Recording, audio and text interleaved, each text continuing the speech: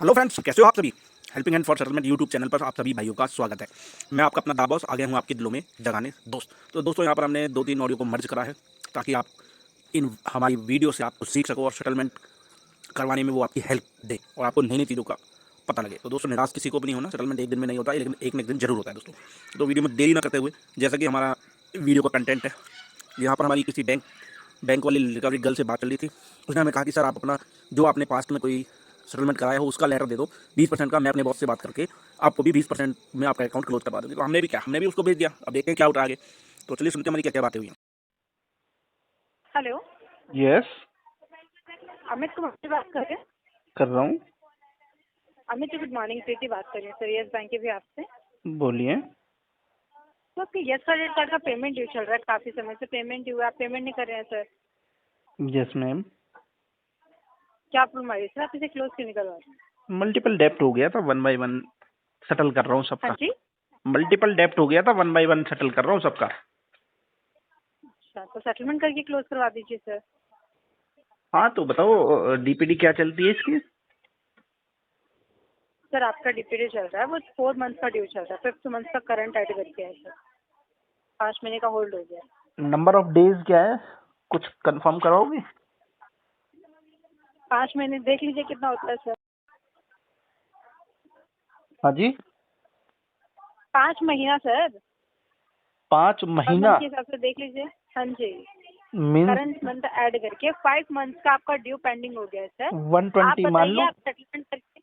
हाँ जी। 120 मान लूँ? हाँ जी, 120 मान लीजिए। ठीक है, बताओ क्या अमाउंट है इसका? इसका टोटल आउटस्टैंडिंग है 77,370 रुपीज सर। बताइए क्या ऑफर दे रहे हो आप? आपका सेटलमेंट अमाउंट मैं आपको बता देती हूँ लाइन पे। 34,816 रुपीज का अमाउंट है। 30 34,816 रुपीज सर। मतलब आप 55% वेव ऑफ कर रही हो, 45% की डिमांड कर रही हो। हाँ जी। नॉट बैड, अच्छा है। सेटलमेंट अमाउंट दिया है आपने। आपने अभी तक कितने सेटलमेंट कर लिए हैं सर कार्ड के? मैंने 2 कार्ड अपने क्लोज कर दिए। कितना वेवर मिला आपको? उनका 19% में हुए हैं दोनों। आप येस बैंक से क्या डिमांड करना चाहते हैं सर? 20% की। 20% की डिमांड कर रहे हैं। हम्म कुछ आगे पीछे लमसम सर? आगे पीछे कुछ नहीं, यही हो पाएगा। अगर ऊपर नीचे कुछ होता है तो उसमें क्या वो करना चाहेंगे, मतलब अगर लमसम मान लीजिए आप कह रहे हाँ, 20%। नीचे जो भी आप 20% करवा में दोगी वो इस बुरे वक्त में मेरे काम आएगा पैसा, अपने बिल्कुल आपकी एक्सपेंसेस। बात है, आप नीचे की तरफ जाना चाह रहे हैं।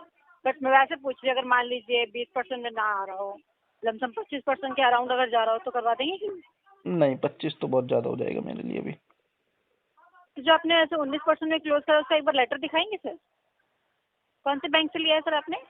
1 card BOB. Bank of India. हम्म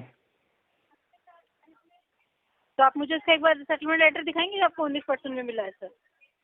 मैं दिखा दूंगा, पर आप ये बोलो कि मैं भी 19% में दे दूंगी, नहीं तो मेरे एफर्ट 0 चले सर जाएंगे। देखिए, मैं आपको कोई भी चीज़, मैं भी ये जो 45% जो आपको बता रही हूँ सब सब्जेक्ट टू अप्रूवल रहेगा सर। जब सबका तक मुझे सब्जेक्ट अप्रूवल नहीं मिलता। सबका ही सब्जेक्ट टू अप्रूवल रहता है मैडम। हाँ, वही चीज़ है, सब्जेक्ट टू कोई ऐसा अप्रूवल है। नहीं है बैंक जो लेकिन मैं बिना। अभी आपको घर पे लेटर बना के नहीं दूंगी, समझ रहे हैं आप? देखो आप भी मैं, बैंक आप सुन लो पहले मेरी बात। आपका नाम क्या है? प्रीति नाम है सर मेरा। प्रीति मैम, देखो आप लेटर की डिमांड कर रही हो ना, लेटर मेरे को हाई लिखो, मैं भी भेजता हूँ। जी, मैं आपको हाई लिख के भेज रही हूँ, आप मुझे लेटर एक बार सेंड कर दीजिए। बिल्कुल। सब्जेक्ट टू अप्रूवल रहेगा, अगर उसको देख के मुझे अगर 20% में मिलता है, ऊपर नीचे देखो जो भी होगा पहले मैं आपसे क्लियर करूंगी कि वो 19% आप में आ रहा है। अगर आप वो पाए होंगे तो आप मुझे बता वो आपकी ड्यूटी है। वो जी। मेरे से बेहतर आप जानते हो कैसे करना है कैसे नहीं करना। जी सर। मैंने वो 19 का था, मैंने 1% आपको ज्यादा ही दिया है, 20% बोल रहा हूँ मैं आपको। जी जी, मैं देखिए और सर, मैं भी आपको क्या बता रही हूँ कि मैं भी वही बताऊंगी जो मैं आपको लिखित में दे सकूँ, और आप भी बिल्कुल। मेरे से वही डिमांड करेंगे जिसमें आपको लेटर मिल सके। देखिए, मैंने आपको हेलो करके मैसेज किया। एक मिनट।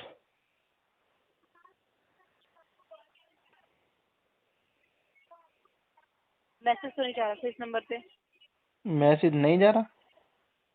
नहीं, डबल टिक नहीं हुआ था। एक मिनट। सेम नंबर से है ना सर व्हाट्सएप? हाँ सेम पे ही मान लो मैम। मैंने आपको हाई किया था। चलो दूसरा नंबर लिखो, मैं उससे भेजता हूँ। बोलिए। रुको एक मिनट, इसका मैं भेज देता हूँ आपको, 2-4 मिनट में भेज दूँ, चलेगा? ठीक है, मेरा नंबर नोट कर लीजिए, मैं आपको नंबर बता देती हूँ। बताइए। 93 93 9319 56 हम्म 0236। 0236 हाँ 9319 जी, 560236। 36। हाँ जी सर, इस नंबर पर मुझे व्हाट्सएप कर दीजिए। आपका शुभ नाम? ठीक है, प्रीति नाम है सर मेरा। प्रीति सिंह। प्रीति सर, हाँ जी। सिर्फ प्रीति सर। अच्छा प्रीति, यस बैंक से दिल्ली से बात कर रही हो आप? जी सर, डालिए सर। एजेंसी या बैंक? हाँ जी, एजेंसी या बैंक? हाँ कलेक्शन से बात करें सर मैडम। थर्ड पार्टी ना?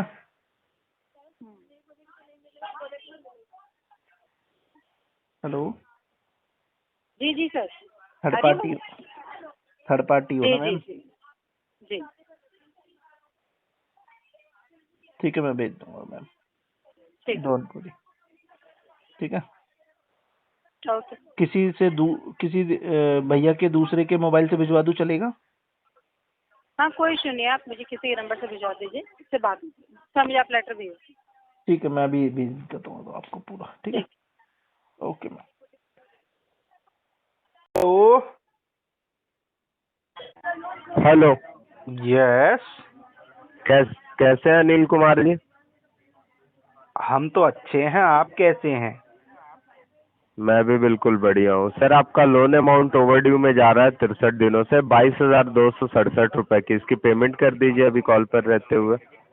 इतना आसान थोड़ी है जो कॉल पर रहते हुए पेमेंट हो जाएगी बाबू। आसान नहीं है का मतलब कहना क्या चाहते हैं आप सर? कहना ये चाहते हैं, परिस्थितियां डगमगा गई हैं, अभी व्यवस्था में लगे हुए हैं, व्यवस्था नहीं हो पा रही है। अच्छा, व्यवस्था नहीं हो पा रही है हम्म। सर। डेली बेसिस पे आपके पेनल्टी और इंटरेस्ट के कितनी चार्जेस पेनल्टी लग लग रहे रही है डेली बेसिस पर? 0.132% इंटरेस्ट लग रहा, और 1 से 10 दिन का जो पेनल्टी का चार्ज है वो फर्स्ट डे ही लग जाता है सर, अमाउंट के हिसाब से। तो लमसम ये 22,267 पे पूरे महीने में कितना पेनल्टी और इंटरेस्ट लग जाएगा? और नहीं, एक अनुमान जानना चाहता हूँ। जैसे मैं अभी इसको 1 महीना नहीं भर पाऊंगा तो इस पे जी जी कितना लग जाएगा, इस अमाउंट पर कितना चार्ज लग जाएगा? सर, देखिए अमाउंट तो बढ़ते रहता है ना, तो उसके हिसाब अरे से बढ़ता चार्ज तो लगता रहता है है, लेकिन कितना चार्ज लग जाएगा? सर। एग्जैक्टली नहीं पता, आप चेक कर सकते हो डेली आके कि आपका अमाउंट कितना था फिर कितना हो गया। आप नहीं दे पाओगे बात सटीक जानकारी? नहीं सर, सॉरी, उसके रिगार्डिंग सटीक जानकारी तो नहीं दे पाऊंगा, लेकिन आपको मैं बता तो रहा हूँ कि 1 से 10 दिन का जो ओवरड्यू रहता है ना, फर्स्ट डे ही लग जाता है सर, पेनल्टी का मतलब चार्ज और इंटरेस्ट। 10 दिनों का आप मतलब 1 से 10 तारीख का 1 तारीख को ही काट लेते हो? नहीं, 1 से 10 तारीख का आप 1 तारीख को पेमेंट करिए या 9 तारीख को पेमेंट करिए, चार्ज सेम लगेगा सर। अच्छा फिर मान लीजिए आप 11 तारीख को पेमेंट करिए या 19 तारीख को, फिर चार्ज बढ़ेगा सर। अच्छा सेम अच्छा। लगेगा 11 से 19 के बीच में। समझ गया, मतलब ये अभी मैं आज पेमेंट करूं या 10 को, चार्ज उतना ही लगेगा? हाँ, लेकिन वही है 10 दिन तक का। फिर मान लीजिए आप 11वां दिन में चले जाते हैं तो फिर पेनल्टी का चार्ज लगेगा सर। ये अंदर की बातें हैं, इतनी महत्वपूर्ण जानकारी कोई देता नहीं है। आपका बहुत बहुत धन्यवाद जो आपने हमें इतनी अंदर की जानकारी बताई। जी सर, साथ ही साथ आपका सिविल भी बहुत ज़्यादा इम्पैक्ट कर रहा है। फ्यूचर में लोन लेने जाइएगा समस्या हो सकती है सर आपको। समस्या तो अभी भी हो रही है। मैं सोच रहा था कहीं से 30-35 लाख मिल जाए, नहीं मिल पा रहा। जी सर, 3 अप्रैल को बात हुई थी हमारी टीम से, आपने बोला था इन्फॉर्म किया था पेमेंट हो जाएगा। सर पेमेंट अभी तक 3 रिसीव नहीं हुआ। अप्रैल को? जी कल? जी जी, तो क्या बोला था मैंने, क्या हो जाएगा? इन्फॉर्म किया था आपने कि पेमेंट हो जाएगी। अच्छा। जी, पेमेंट अभी तक रिसीव नहीं हुई है सर। इनकम तो आपकी अच्छी खासी है, 30,000 रुपए की इनकम है। मंथली कैश फ्लो भी 30,000 की है। मतलब 60,000 सर रुपये मंथ इनकम है? सर इनकम 30,000 की है, मंथली कैश फ्लो भी 30,000 की है, मैं ये बोल रहा हूँ। और 17 तारीख के डेट में तो आपकी सैलरी भी आ जाती है, फिर पेमेंट करने में क्या परेशानी हो रहा है? आई नहीं ना 2 महीने से। तो आप 2 महीने से आए नहीं तो 2 महीने से अरेंज करके कहीं से कर देते ना पेमेंट, क्योंकि यहाँ पे चार्जेस लग रहे हैं सर। जब कोई बैंक दे नहीं रहा तो फिर कहाँ से अरेंज करेंगे, ये भी तो समस्या ही है। फ्रेंड फैमिली मेंबर से सर, क्योंकि देखिए अल्टरनेट नंबर पे रेफरेंस कॉलिंग एक्टिव हो सकती है, ठीक है। दिए गए रेफरेंस नंबर्स पे लोन के रिगार्डिंग हमारी सीनियर टीम पर मैंने कांटेक्ट कर तो कोई सकती है। रेफरेंस नंबर दिए नहीं थे, जो दिए थे वो फेक थे। मतलब वो अच्छा ऐसे ही झूठे मूठे हैं, कर लो उनको। सर, देखिए एक कंपनी फिर उसमें एक्शन ले सकती है नोटिस जारी करवा के। एक नंबर होगा उसमें, वो उसका नाम है पप्पू अच्छा पेलू। पप्पू पेलू का रेफरेंस नंबर होगा, उससे 50,000 लेने हैं मेरे को। तो उससे 50,000 मेरे को लेके जो बचेगा अपना काट लो, जो होगा वो मेरे को भिजवा देना, ठीक है। पप्पू पेलू बड़ा सर, हरामी देखिए सब हरामी है, वो पैसे लेकर के देता नहीं है। कस्टमर केयर से अब्यूजिव वर्ड्स आने के कारण इस कॉल को डिस्कनेक्ट किया एब्यूजिंग जाता है। वर्ड नहीं है, थैंक यू उसका नाम है पप्पू पेलू भाई। वो सर। कहता है देखिए मिसगाइड करने की कोशिश मत करिए, ठीक वो है। कहता है पप्पू पेलू। सुनिए सर, कहो एक ही तो आज चीज को फिर बार से बार तेरी ले रिपीट लूं। मत करिए सबसे पहले, ठीक है। प्रोफेशनल अरे वे में बात करिए, प्रोफेशनल कॉल है वो तो। उसका एक डायलॉग है, पप्पू पेलू, कहो तो फिर से आज तेरी ले लूं। आप एक ही बात क्यों बार बार रिपीट कर रहे हैं सर? बिकॉज वो उसका तकिया का नाम है ना, आपके जिससे मुझे देखिए सर, पैसे आपके लेने नाम पे रेफरेंस। नोटिस जारी हो गई है, ठीक है। सॉफ्ट कॉपी में वो भेज दिया है एक लिंक के माध्यम से। पप्पू पेलू को भी मत भेजना, हार्ड क्योंकि कॉपी पप्पू लेकर हमारी पेलू ने कलेक्शन मेरे की टीम आपके घर पर कभी भी विजिट कर सकती है सर। 50,000 रुपए लेकर के मेरे दिए नहीं है, और उसका वो रेफरेंस हमारी नंबर कंसर्न दिया है, है। मेरी बात सुनिए सर, वो हमारी कंसर्न है। आपके पैसे कौन लिया कौन नहीं दे रहा। तो फिर अपनी मैया को चुदाने के लिए बोल रहा रेफरेंस कॉल एक्टिवेट हो गई है। हाँ सर, अब्यूजिव वर्ड्स आने के कारण कॉल लाइन चल डिस्कनेक्ट बहन की चो, जाती है। काट फोन। Thank you. हरामी का बच्चा साला। Hello. Good morning. Reshma speaking on behalf of Axis Bank. Can I speaking to Mr. Vipin Kumar? Yes. Call regarding Axis Bank credit card collection call. Card का एंडिंग नंबर है 0300. Billing date is 10th and due date is 30th. You already missed the date. Mr. Vipin, am I audible to you now? Yes you are audible. 7,152 rupees 56 paisa bill amount, 5,781 rupees minimum delay last 4 days. Previous also we have tried to connect with you, but I am not able to connect you. We have sent the SMS also. What is the reason for delay payment, Mr. Vipin? What is the current DPD? 4 days. Only 4 days. Yeah. Total outstanding? 59,935 rupees 4 paisa. Okay. Actually, I'm trying to arrange the money. Okay. Still not. While I got money from somewhere, I will definitely pay. But you already get the salary also, na? You are a salaried person. Yes, I am So at least salaried person, but 7,152 rupees 56 paisa. due to some financial crisis or medical issue in my family, I spend the whole of my saving amount there and also borrow some amount in the market. Okay. Now all okay in your family? No, not okay right now. Okay, you understand Hindi also, right? Yes, I understood also Hindi. So Vipin ji, आपका medical issue कितने time से चल रहा है family में? नहीं, 5-6 महीने हो गए थे। मेरा भी फ्रैक्चर हो गया था, तो मेरे को भी 2-3 महीने बेड रेस्ट पर रहना पड़ा था। उसके चक्कर में 10 लाख का डेप्ट हो गया है, और वो सारा पैसा मार्केट से उठा रखा है इंटरेस्टेड, और जो मैं घर में कमाने वाला हूँ, मैं अकेले ही हूँ। इतनी ज्यादा सैलरी भी नहीं है कि